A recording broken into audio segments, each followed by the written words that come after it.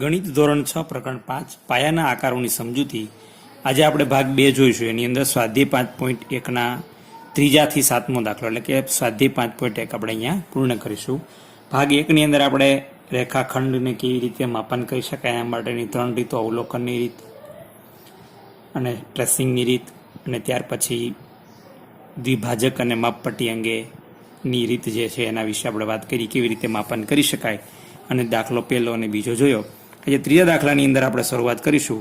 રકમ છે કોઈ રેખાખંડ દોરી તેને એ બી કહો અને કોઈ બિંદુ સી ને એ અને બીની વચ્ચે રેખાખંડ પર દર્શાવો.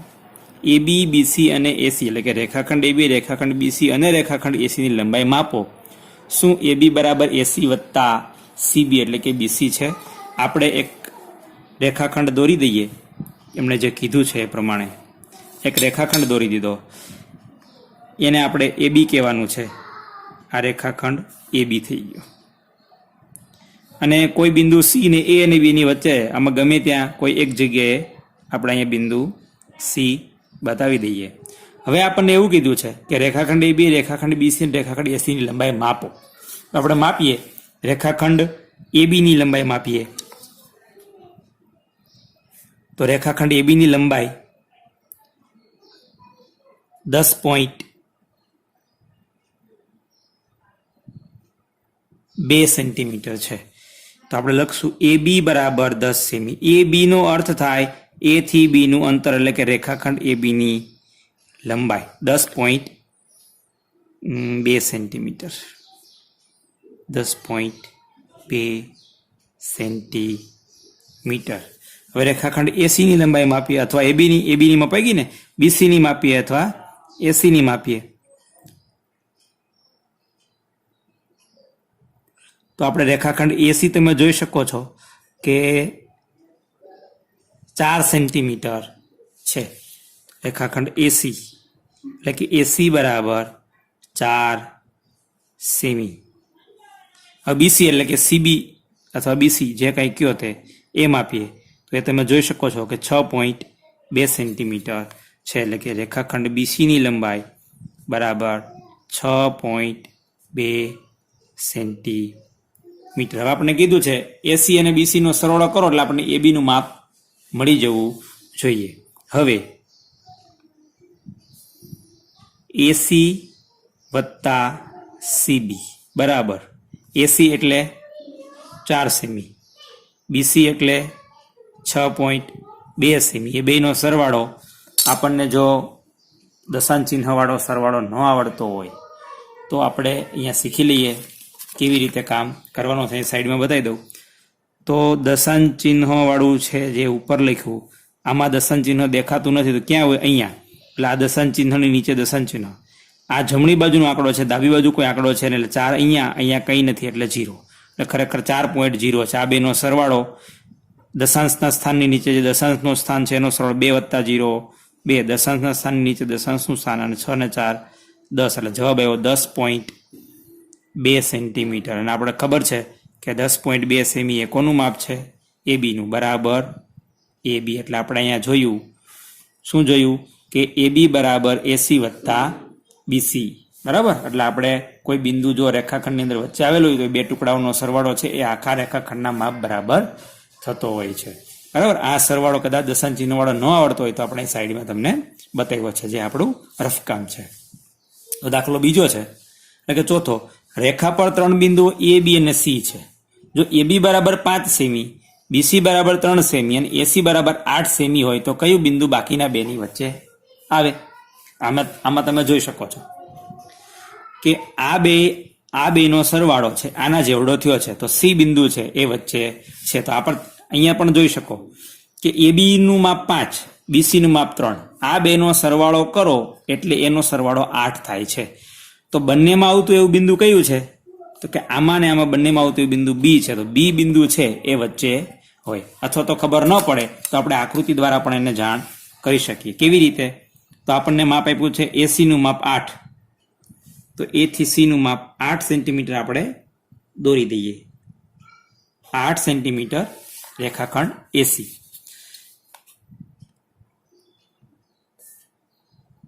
રેખા પર 3 બિંદુઓ, એટલે આપણે રેખા દોરી દઈએ તોય વાંધો નહીં, પછી આપણે એનું માપ આપી દઈએ. આ રેખા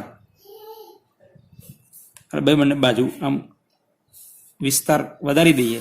હવે એ થી સી નું માપ 8 સેન્ટીમીટર, બરાબર. અને એ થી બી નું માપ કેટલું છે? 5 સેન્ટીમીટર. એટલે કે અહીંયા બિંદુ બી આવેલું છે અને બી થી સી નું માપ 3 સેન્ટીમીટર. તો આકૃતિ પરથી આપણે કહી શકીએ કયું બિંદુ બે બિંદુની વચ્ચે છે, બરાબર. અહીં એ બી વત્તા બીસી બરાબર એસી હોવાથી આનો નાનો સરવાળો આના જેટલો થાય છે હોવાથી બિંદુ બી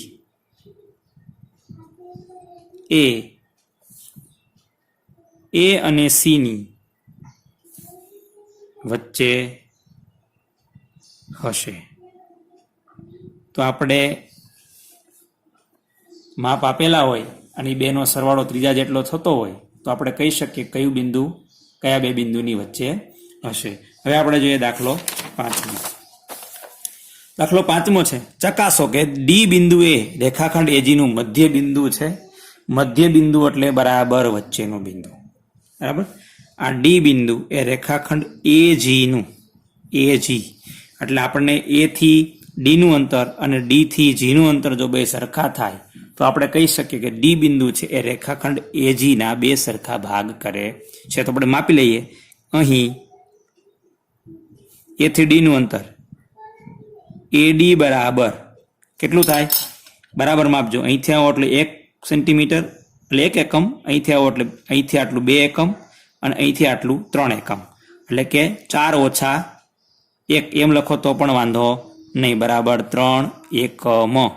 એકમ એટલા માટે લખ્યું આપણને ખબર નથી આ બે માપ જે છે બે વચ્ચેનું સેન્ટીમીટર છે કે કેટલો, એટલે આપણે એકમ લખી શકીએ.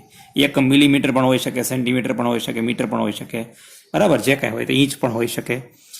4 ઓછા 1 એવી રીતે ડી થી જી નું અંતર એટલે કે ડીજી નું માપ એટલે કે મોટા આંકમાંથી નાનો બાદ 7 ઓછા 4 7 ઓછા 4 7 માંથી 4 જાય તો 3 એકમ. તમે જોઈ શકો છો શું થયું કે એડી નું અંતર જેટલું છે માપ છે એટલું જ ડીજી નું માપ છે. અહીં એડી બરાબર ડીજી હોવાથી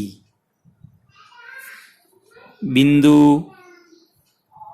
ડી એ રેખાખંડ એજી નું મધ્ય બિંદુ છે. મધ્ય બિંદુ એટલે બરાબર વચ્ચેનું, એટલે અહીંયાથી બે સરખા ભાગ થતા હોય, બરાબર. બે સરખા ભાગ થતા 3 સેન્ટીમીટરના, બરાબર. આવી રીતે આપણે આનો જવાબ લખી શકીએ. હવે 6થો દાખલો છે. બી એ રેખાખંડ એસી નું મધ્ય બિંદુ છે અને સી એ રેખાખંડ બીડી નું મધ્ય બિંદુ છે. એ બી સી અને ડી એક જ રેખા પર છે. એ બી બરાબર સીડી શા માટે કહી શકાય? બરાબર. આપણે અહીંયા આ પ્રશ્નનો જવાબ આપણે આપીએ હમણાં. અહીંયા આપણને કીધું છે કે એક ફરીથી આખી રકમ વાંચી લઈએ કે બી એ રેખાખંડ એસી નું મધ્ય બિંદુ છે અને સી એ રેખાખંડ બીડી નું મધ્ય બિંદુ છે. એ બી સી અને ડી એક જ રેખા પર છે. આપણે એક જ રેખા પર આ એક રેખા દોરી દઈએ, એની ઉપર આ 4 બિંદુઓ છે. કેવી રીતે છે? તો કે માની લો કે અહીંયા આ રેખાખંડ એસી થઈ ગયો. આ રેખાખંડ એસી નું મધ્ય બિંદુ બી એટલે બરાબર 2 ટુકડા કરતા હોય, આ ભાગ અને આ ભાગ સરખો થતો હોય, અંદાજે લગભગ 2 સરખા ટુકડા આપણે માપ નથી કરતા. અહીંયા બી બિંદુ છે. એનો અર્થ એવો થયો એ થી બી નું અંતર જેટલું છે એટલું જ બી થી સી નું અંતર છે. શા માટે? કારણ કે બી એ રેખાખંડ એસી નું મધ્ય બિંદુ છે, એટલે આ ટુકડો અને આ ટુકડો સરખા છે. હવે સી એ રેખાખંડ બીડી નું મધ્ય બિંદુ છે. આ જે છે બિંદુ સી અહીંયા બીડી રેખાખંડ છે એનું મધ્ય બિંદુ છે, એટલે જેટલું બી થી સી નું અંતર છે એટલું જ સી થી ડી નું અંતર હશે, એટલે અહીંયા ડી બિંદુ છે. તો રેખાખંડ એ બી એટલે કે એ બી બરાબર સીડી એવું શા માટે કહી શકાય? આપણને ખબર છે જે બી એ રેખાખંડ એસી નું મધ્ય બિંદુ છે એનો અર્થ શું થાય? અહીં બી એ રેખાખંડ એસી નું મધ્ય બિંદુ છે. મ બી લખો એટલે મધ્ય બિંદુ છે. માટે શું થાય? એ થી બી નું અંતર એટલું જ બી થી સી નું અંતર થાય. બરાબર. એવી જ રીતે બિંદુ સી જે છે એ રેખાખંડ બીડી નું મધ્ય બિંદુ છે, એટલે કે રેખાખંડ બીસી ની જેટલી લંબાઈ છે એટલી જ રેખાખંડ સીડી ની છે. વળી બિંદુ સી એ રેખાખંડ બીડી નું મધ્ય બિંદુ છે. એનો અર્થ જેટલું બી થી સી નું અંતર છે એટલું જ સી થી ડી નું અંતર છે. હવે આપણને એટલી ખબર છે કે એ બી છે એ બીસી જેવડો છે અને સીડી છે એ બીસી જેવડો છે. એનો અર્થ કે આ ત્રણેય કેવા છે? સરખા. દાખલા તરીકે તમે બે મિત્રો હોય, એ બેયની ઊંચાઈ સરખી હોય. દાખલા તરીકે છગન, મગન ને રમેશ. મગન એવું કહે છે મારી ઊંચાઈ છગન જેવડી છે, અને રમેશ કહે છે મારી ઊંચાઈ મગન જેવડી છે. એનો અર્થ કે મગનની ઊંચાઈ છે એવડી જ છગનની ઊંચાઈ છે, અને મગનની ઊંચાઈ છે એટલી જ રમેશની ઊંચાઈ છે. એનો અર્થ કે ત્રણેયની ઊંચાઈ કેવી છે? સરખી. બરાબર. એટલે કે આ બે જો સરખા હોય તો આ બે પણ સરખા જ છે. બરાબર. અહીં એ બી જેટલો બીસી છે અને બીસી જેટલો સીડી છે. તેથી આ ત્રણેય જો સરખા હોય તો આ બે સરખા કહી શકાય કે નહીં? એ બી બરાબર સીડી. તેથી આ ત્રણેય સરખા હોય તો ત્રણમાંથી કોઈ પણ બે, એમ પણ કહી શકો કે આ બંને સરખા છે, આ બંને સરખા છે, આ બંને સરખા છે. ત્રણેય સરખા હોય તો ત્રણમાંથી કોઈ પણ બે સરખા હોય જ. એટલે આપણને કીધું છે કે એ બી બરાબર સીડી છે. આ શા માટે કહી શકાય? તો આના પરથી કહી શકાય કે આ ત્રણેય સરખા હોવાથી એ બી બરાબર સીડી થાય. ત્રણેય સરખા છે તો બે સરખા હોય જ. આવી રીતે આ પ્રશ્નનો આપણે જવાબ આપી શકીએ. હવે ત્યાર પછીનો દાખલો જોઈએ, છેલ્લો આ પ્રકરણનો. 5 ત્રિકોણ દોરી, તેમની બાજુઓ માપો અને દરેક સ્થિતિમાં ચકાસો કે કોઈ પણ બે બાજુના માપનો સરવાળો હંમેશા ત્રીજી બાજુ કરતાં વધુ જ હોય. આ બહુ અગત્યનું છે. આની પછી પણ આપણે જ્યારે ભણશું ત્યારે ત્રિકોણ અંગેની બધી માહિતીઓ 7મા ધોરણની અંદર પણ આવશે. અત્યારે આપણે કોઈ પણ 5 ત્રિકોણ તમને ઈચ્છા પડે એવા દોરી દેવાના છે. અહીં હું દોરું છું. આ ત્રિકોણ એ, પછી આ ત્રિકોણ બીજો. એમને રેન્ડમલી દોરીએ છીએ આપણે, કોઈ પણ પ્રકારનું માપ લેતા નથી. ત્રીજો દોરીએ.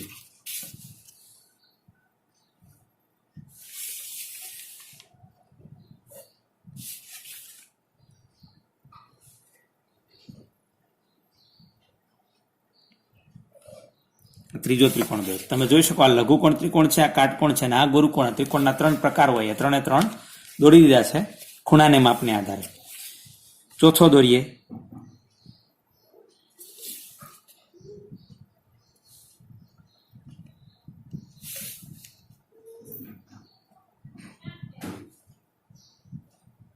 અને 5મો દોરી દઈએ.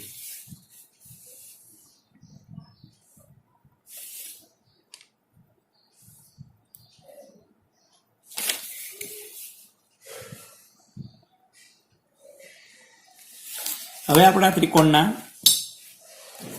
નામ આપી દઈએ. અને ત્રિકોણ એબીસી કહી દઈએ, અને ત્રિકોણ XYZ કહી દઈએ, અને ત્રિકોણ BCD કહી દઈએ, અને ત્રિકોણ PQR કહી દઈએ, અને ત્રિકોણ STU કહી દઈએ. હવે આપણે બધી બાજુઓના માપ માપીને અહીંયા લખી દઈએ. પછી બંનેનો સરવાળો કરીને આપણે AB નું માપ છે એ 2.3 છે, 2.3 સેમી. BC નું માપ કરી દઈએ, એ છે 3 સેમી. અને AC નું માપ માપી લઈએ, એ પણ છે 3 સેમી. XY નું માપ માપી લઈએ, 2.5. XZ નું માપી લઈએ, 3.4, સોરી 3.8. અને YZ માપી લઈએ 3.1. BC માપી લઈએ 3, CD માપી લઈએ એ છે 3.1 સોરી 3.6, BD માપી લઈએ 5.8,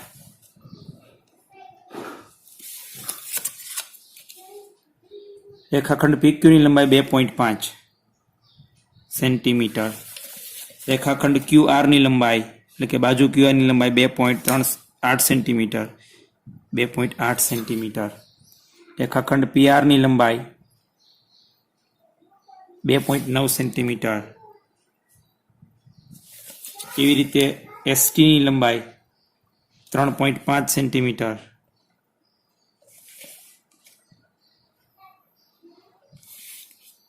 TU ની લંબાઈ 6.5 સેન્ટીમીટર અને SU ની લંબાઈ 6 સેન્ટીમીટર. હવે આ ઉપરના જે ઉદાહરણો છે એના માટે તમે આ બેનો સરવાળો કરો તો આ બેનો સરવાળો થાય 2 ને 3 5.3, જે આ 3 કરતા મોટા છે. આ બેનો સરવાળો કરો 3 ને 3 6, જે આ ત્રીજી બાજુ કરતા મોટું છે. આ બેનો સરવાળો કરો, આ બેનો સરવાળો થાય 5.3, કારણ કે 3 વત્તા 2.3 એટલે 5.3. એનો આ બંનેનો સરવાળો આ ત્રીજી બાજુના માપ કરતા 3 કરતા મોટો છે. એવી રીતે આની અંદર માપશો, આની અંદર આ બેનો સરવાળો છે આના કરતા મોટો છે, આ બેનો સરવાળો આનો કરતા મોટો છે, આ બંનેનો સરવાળો આના કરતા મોટો છે. આના સરવાળા કરતા ન આવડે તો બહુ સરળ છે, અહીંયા સાઈડમાં બતાવું.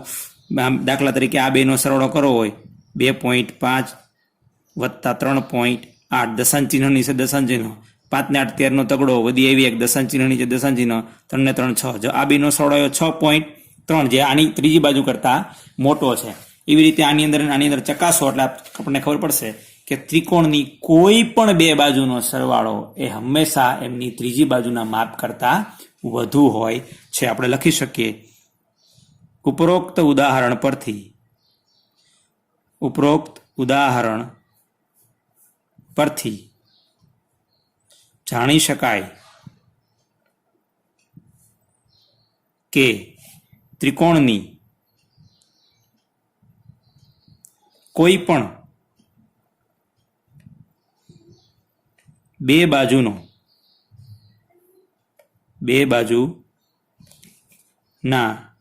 બાજુઓના માપનો સરવાળો હંમેશા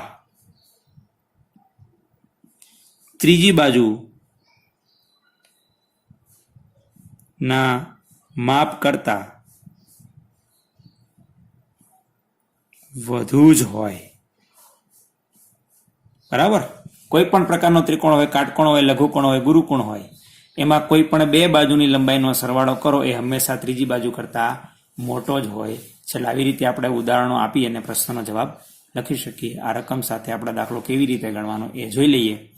અહીંયા આપણે સ્વાધ્યાય 5.1 પૂર્ણ કરીએ છીએ. બધા દાખલા એક વખત જાતે ગણીની પ્રેક્ટિસ કરી લેવી. ખાસ કરીને દશાંશ અપૂર્ણાંકો જે છે એના સરવાળા બાદબાકી આપણને આવડતા હોય એ બહુ અગત્યનું છે.